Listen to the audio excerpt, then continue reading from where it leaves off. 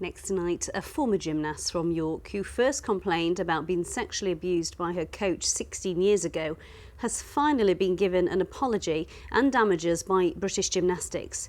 Nikki O'Donnell says she was sexually abused by her coach, who was expelled from the sport. Now, in the letter, Nikki, British Gymnastics Chief Executive Sarah Powell, says she's deeply sorry. Here's Mark Hensel. As a child, Nikki loved gymnastics. That all changed, though, when she says she was sexually abused by her coach. 16 years after she and her mum first complained to British Gymnastics about the alleged abuse, Nikki finally has a written apology from the governing body and has been paid damages. Nikki has waived her right to anonymity. This could have been resolved a long, long time ago, and I wouldn't have to continue to tell my story to spread the awareness had they have acted when they should have done 16 years ago. I mean, 16 years for an apology, you know, that's just ridiculous. In the letter, British Gymnastics Chief Executive Sarah Powell says, "I acknowledge and accept the impact the behaviour of your former coach Stan Wild has had on your health and well-being, and I'm deeply sorry for that. This should not have occurred in a place where your safe enjoyment of gymnastics as a child should have been fully secured."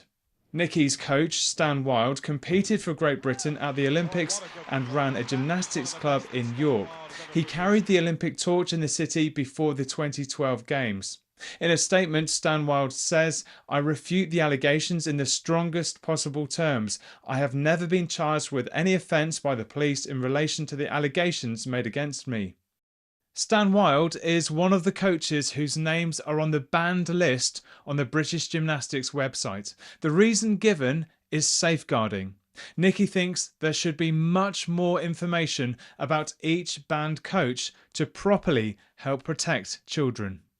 I think the word safeguarding is just, it could mean anything.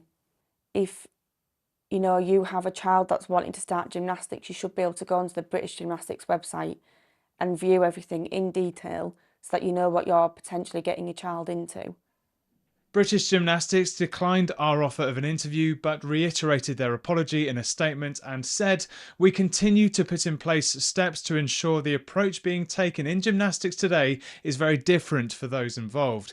With reference to the banned members list, the information we publish is under constant review and we are listening and seeking wider consultation on what further information may be published in a proportionate and legal way."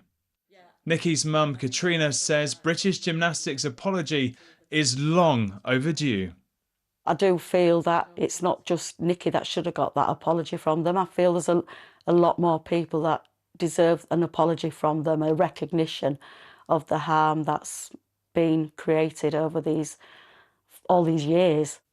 Nikki now wants other alleged victims of sexual abuse in gymnastics to come forward to ensure the sport she once loved is as safe as possible. Mark Ansell, BBC Look North, York.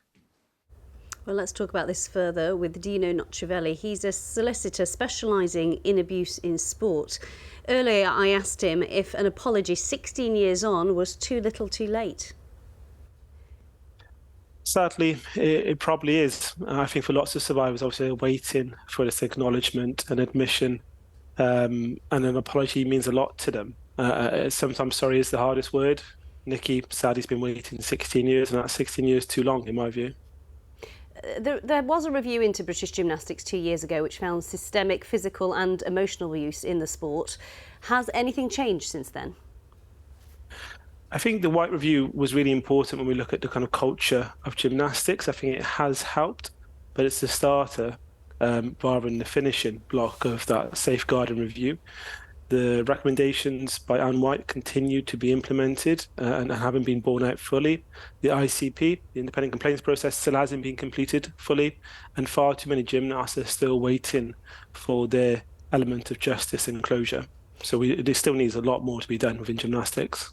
Campaigners are calling for much more information about each banned coach to be on the British Gymnastics website, but does it really make any difference if they've been banned from teaching anyway? I think it's really important that not only that abusers are identified and are put onto a list, but it's seen to be done. And what that means is that if you have a child who's going to gymnastics, that you know these people have been removed and why that is. If you're an abuse survivor, you should be able to search for that information, and that information will give you confidence, potentially report to the police, to the governing body, to perhaps speak to therapists, but whatever's needed to again get that element of closure and justice.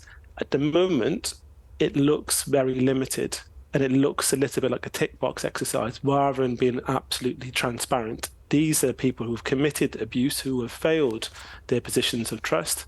They should be held accountable. And this is where it's taken place. Here's the gymnastic clubs, and this is the full extent of their abuse. Thank you for your time. Thank you, Amy.